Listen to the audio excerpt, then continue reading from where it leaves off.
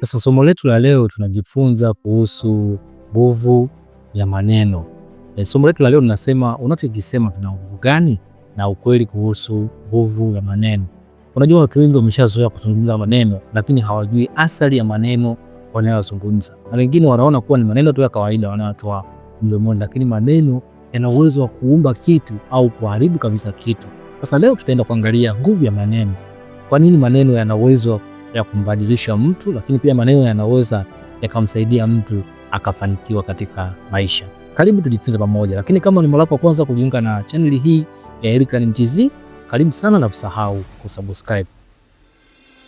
Sasa unachokisema huwa kina nguvu. Fikiria jambo hili. Neno moja linaweza kukufanya ucheke au ikufanye uhisi huzuni. Mfano, rafiki yako akwambia leo umependeza au leo uko vizuri, utajisikia vizuri sana. Lakini kama akakwambia wewe ni mbaya, hufai, utajikuta unahisi huzuni. Na ishu ya maneno ina nguvu kweli, kwa sababu kuna muda unaweza kuambia neno moja hata usiku mzima ukashindwa kulala, lakini kuna neno moja unaweza kuambiwa ukawa unafurahi siku nzima. Kwa hiyo neno lina nguvu, unaweza usiione, lakini ipo na ina uwezo wa kubadilisha kabisa maisha ya watu. Neno linaweza kubadilisha siku yako, hata maisha yako yote. Maneno yetu yana nguvu ya kuunda, kuponya au kuharibu. Sasa je, upo tayari kujifunza jinsi ya kutumia nguvu ya maneno na kugundua jinsi maneno ambavyo yana nguvu ya kubadilisha maisha yako na kukusaidia pia kubadilisha maisha ya wengine?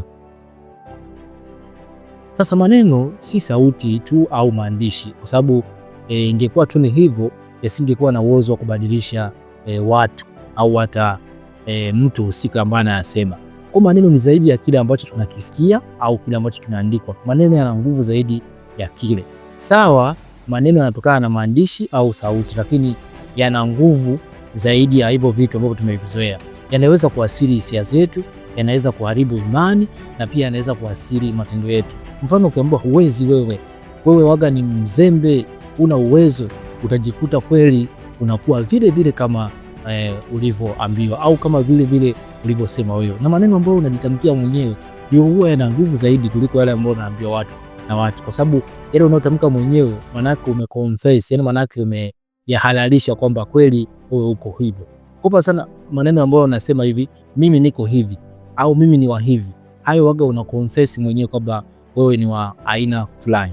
Kila neno lina nguvu ya kuhamasisha au kuangusha. Mfano, ukimwambia mtu leo utafanikiwa au utafanya jambo hili vizuri, lazima atahamasika. Lakini ukimwambia leo hautafanikiwa na leo utafeli, kikweli hata kama akifaulu, lakini atafaulu kwa changamoto kubwa sana, kwa sababu utakuwa umemkata matumaini, na pia utakuwa umempoteza motisha kufanya jambo hilo. Hasa maneno tunayotumia kila siku yana uwezo mkubwa. Watu wengi wanayadharau. Unakuta bwana anamwambia wewe huwezi, wewe wa hovyo, lakini hujui kwamba lile neno unamwambia mwenzio lina uwezo wa kubadilisha mazingira yake na akawa hivyo hivyo. Sasa maneno yana asili kila upande wa maisha yetu. Kihisia yanaweza kuongeza na kupunguza furaha. Mfano, ukiwa na mwenzi wako kumwambia leo uko vizuri, unapendeza, hali yako pia iko vizuri, la binafsi atafurahi. Lakini ukimwambia kwamba leo iko vibaya au pendezi, atajisikia vibaya. Kwa maneno yanaweza pia kuasili hisia, lakini pia yanaweza kumfanya mtu akapata furaha au yakamfanya mtu akapata huzuni. Lakini kisaikolojia, maneno huunda imani na mtazamo wetu wa maisha. Ukisema jambo fulani huliwezi, hilo jambo kweli hutaliweza, kwa sababu utakuwa umefunga ile sehemu ya kutafuta kwenye ubongo, kwa sababu kwenye ubongo wetu kuna sehemu ambayo ukisema unaweza inafungua akili yako ili kujaribu ile jambo, lakini ukisema huwezi unakuwa umefunga hiyo sehemu ya kwenye ubongo, kwa hiyo unashindwa kufanya jambo hilo vizuri. Lakini pia maneno yana uwezo wa kuunda imani.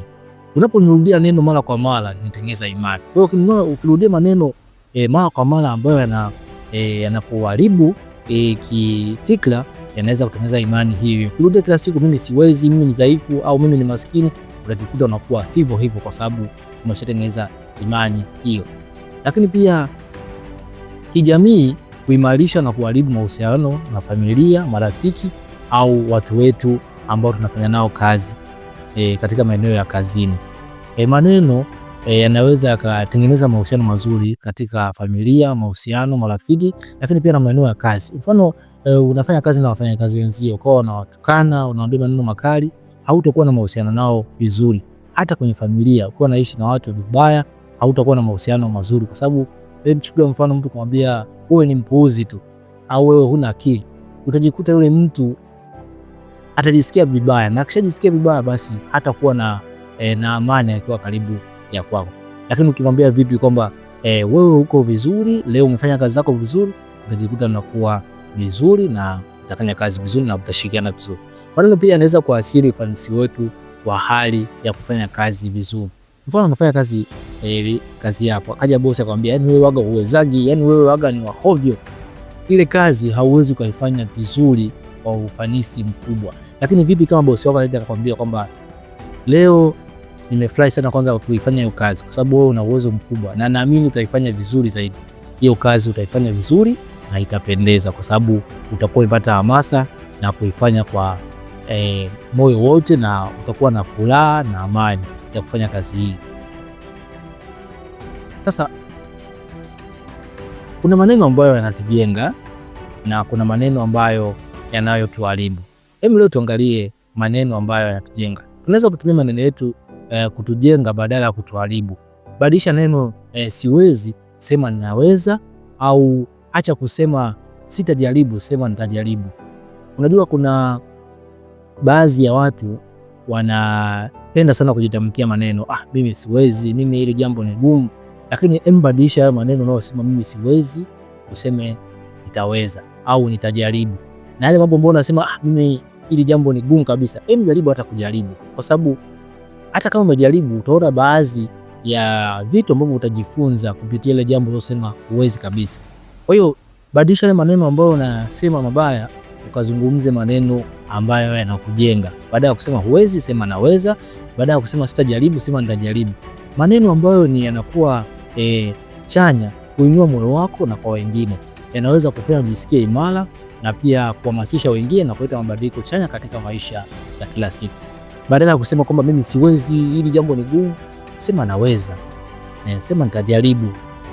Ukisema hapo maana mimi siwezi hata kugusa, sema nitajaribu au nitaangalia namna ya kufanya ili nifanye hilo jambo liwezekane.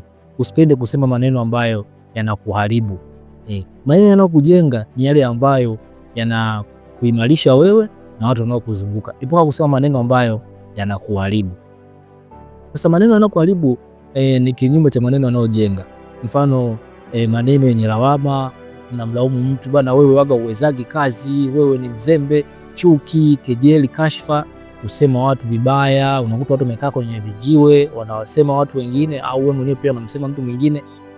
Ngoja nikwambie rafiki yangu, kila kitu unachokisema kwa mtu mwingine kitakurudia tu wewe, kwa sababu kuna universal law, yani hizi ni law ambazo zimeshaundwa na Mungu kwamba kile unachomfanyia mtu kitakurudia wewe mwenyewe. Kwa hiyo maneno unayotamka leo kwa mtu mwingine na wewe atakurudia hayo, hata kama sio kwa wale ambao watamkia, kwa watu wengine na wao watakutamkia hayo hayo kama leo mtamkia mtu mwingine. Kwa hiyo epuka sana maneno yenye kejeli, kashfa, chuki, matusi. Yanaweza kuharibu mahusiano yako, lakini pia na watu wengine, lakini pia yanaweza kuunda migogoro, yanaweza kuleta huzuni, kuathiri afya ya akili ya watu. Lakini maneno haya yanaacha alama mbaya, hivyo ni muhimu kujiepusha na maneno hayo ili kuwa na uhusiano mzuri na watu. Kuna maneno mazuri ambayo yenye hekima na yenye huruma, na maneno ambayo yanakuwa ndani yake yana upendo, maneno yanayojenga. Mfano leo umependeza, au leo umefanya kazi nzuri, au asante kama mtu anakupatia kitu. Shukuru, kwa sababu ni neno dogo tu, lakini lina uwezo wa kumjenga mtu na kuhamasika kuletea kitu kingine au kusaidia kitu kingine zaidi. Kwa hiyo epuka maneno ambayo yanaharibu, tumia maneno yanayojenga ili kuboresha mahusiano yako na watu wengine. Sasa jinsi ya kutumia maneno mazuri. Ili kutumia maneno mazuri na kuleta matokeo mazuri kwa watu wanaokuzunguka, hata na wewe binafsi, kwanza fikiria kabla ya kuzungumza. Unajua asilimia kubwa wengi huwa tunatamka maneno mabaya kwa sababu ya hasira, au unakuwa kwenye hali ya Binafsi ni hasira, unatamka maneno haraka bila kufikiria. Kwa hiyo ili kutamka maneno mazuri, fikiria kabla ya kuzungumza. Hivi na umwambia huyu ni mjinga au unapomtukana huyu ni mshenzi, itaenda kumwasili vipi yule mtu? Unaona? Lakini kitu cha pili, tumia maneno chanya yanayoinua moyo.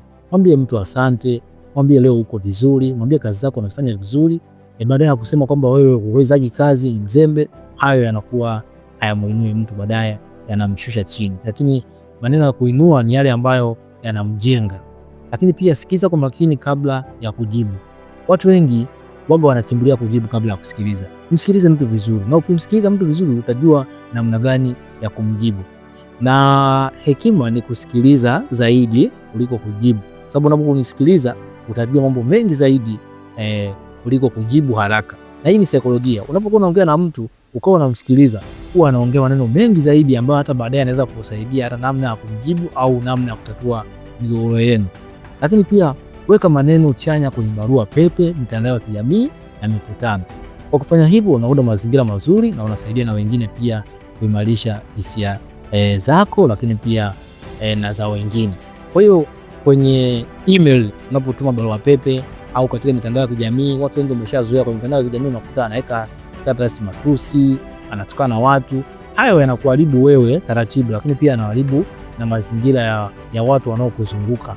Lakini pia hata kwenye barua pepe, tuma maneno mazuri. Sehemu yoyote unapokuwa unaandika au unapozungumza, jitahidi utumie maneno ambayo yanainua moyo wa mtu, sio umharibu. Kufanya hivyo, maisha yanayokuzunguka lakini pia na maisha yako pia yatabadilika na utakuwa katika hali nzuri. Sasa maneno yako yana nguvu kubwa. Kumbuka, maneno yana uwezo wa kuumiza lakini pia yana uwezo wa kuponya. Chagua maneno yako kwa uangalifu. Maneno yako ni zawadi muhimu, na si katika kile unachosema tu, bali katika matendo yako na uhusiano unaojenga na wengine. Tumia maneno kwa hekima kila siku, nawe utaona mabadiliko makubwa katika maisha yako na ya wale wanaokuzunguka. Kwa hiyo kuna watu wanapenda sana kuzungumza maneno mazuri, lakini pia matendo yanakuwa hayaendani na maneno wanasema. Tumia maneno mazuri ya maneno chanya ambayo yanajenga watu, lakini pia na matendo yako yawe mazuri pia. Usiweze kusema kwamba mimi ni mtu ambaye napenda kuona watu wana furaha, lakini unawatukana watu, unawajibu watu vibaya. Hapo unakuwa unapishana kabisa na maneno yako. Kwa jitahidi na maneno yako yaendane na matendo yako. Ishi na watu vizuri, ongea na watu vizuri, jibu watu vizuri, na tumia maneno ambayo yanajenga, sio kuharibu. Kama ni sehemu ya kumsifu mtu, msifie, usimlaumu au kumtukana. Tumia njia nzuri ya kuongea na mtu. Na watu wengi wanapenda sana watu ambao wanawafuata. Kwa mfano, mtu kakosea, umemfuata pembeni ukamwambia kitu fulani na fulani hivi, atakuheshimu sana kuliko kumtukana mbele za watu au kuongea naye maneno ambayo yatakuwa ni makali au maneno mabaya ambayo yataharibu maisha ya huyo mtu, lakini pia yatamuumiza kihisia, lakini pia hata wewe pia anaweza kukuzuru, kwa sababu mwenzako akishakuwa kwenye hali mbaya na wewe utakuwa kwenye hali mbaya, kwa sababu kama mnafanya naye kazi hamtakuwa mnashirikiana vizuri, kazi zitakuwa ni ngumu tena. Kwa hiyo chunga sana kile unachozungumza na matendo unayoyafanya yaendane na yale unayozungumza. Uwezo ukasema kwamba unamsifia mtu afu kutoka baada ya hapo unaenda kumsema pembeni kwamba wewe ni mtu mbaya na nini. Hayo mambo unayoyasema hayo yatakuja kuharibu pia na wewe, kwa sababu akija kuyagundua utajikuta unaingia naye chuki, na baadaye mtakuwa kwenye hali ya migogoro, na migogoro ikishakuwepo katika familia au mahusiano au hata kazini, hamtafanya kazi vizuri. Kwa hiyo chunga sana kile unachozungumza. Tafuta maneno ambayo yanajenga, sio maneno yanayobomoa. Nikushukuru sana. Hebu niambie katika comment umejifunza nini katika somo letu la leo la nguvu ya maneno, na vipi kuhusu kile unachokisema. Je, unazingatia hatua hizi nilizozisema au unazungumza tu? Lakini pia kama utakuwa na wewe ni mmoja ambao unatamka maneno bila kutokujua au asili ya maneno unayosema, jitahidi sana uchunge maneno unayoyatamka. Asante sana kwa kunisikiza kuanzia mwanzo mpaka mwisho. Nikushukuru sana. Hakikisha una subscribe kwa masomo mengine ambayo tunaweka kila siku kwa lugha ya Kiswahili. Nikutakie siku njema na tukutane kwenye somo jingine. Bye bye.